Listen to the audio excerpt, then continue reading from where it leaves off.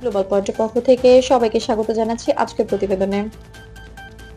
মধ্যপ্রাচ্যের সাম্প্রতিক সময়ে ইরান এবং যুক্তরাষ্ট্রের অবস্থান নতুন করে আলোচনার কেন্দ্রবিন্দুতে এসেছে।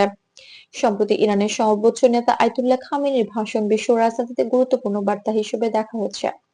যদিও কিছু সংবাদ মাধ্যম এটিকে সরাসরি বড় সংঘাতের ইঙ্গিত হিসেবে দেখাচ্ছে, আন্তর্জাতিক বিশ্লেষকরা মনে করছেন এটি মূলত রাজনৈতিক এবং কূটনৈতিক বার্তা।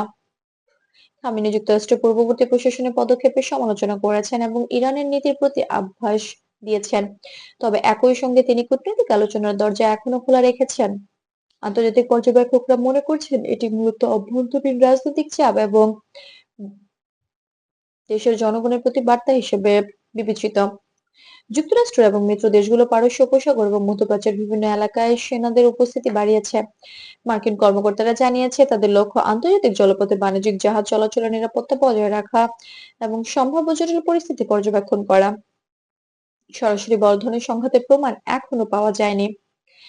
ইরানও জানিয়েছে তাদের সেনারা দেশের জলসীমা এবং জাতীয় স্বার্থ রক্ষার জন্য সতর্ক অবস্থানে রয়েছে। পাশাপাশি বার্তা দেওয়া হয়েছে যে কূটনৈতিক আলোচনার মাধ্যমে পরিস্থিতি নিয়ন্ত্রণ করা হচ্ছে। আন্তর্জাতিক বিশ্লেষকরা মনে করছেন আলোচনার পথ খোলা থাকায় বর্তমান পরিস্থিতির সবচেয়ে বাস্তবসম্মত চিত্র।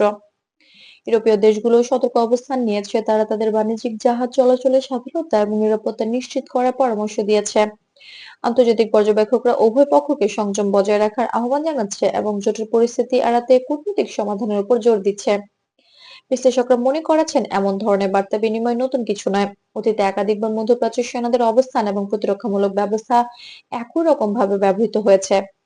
সরাসরি বড় ধরনের সংঘাতের সম্ভাবনা এখনো সীমিত, কারণ এর প্রভাব শুধু মধ্যপ্রাচ্য নয়, বৈশ্বিক অর্থনীতি এবং জ্বালানি বাজারেও পরিসরে প্রভাব ফেলতে পারে।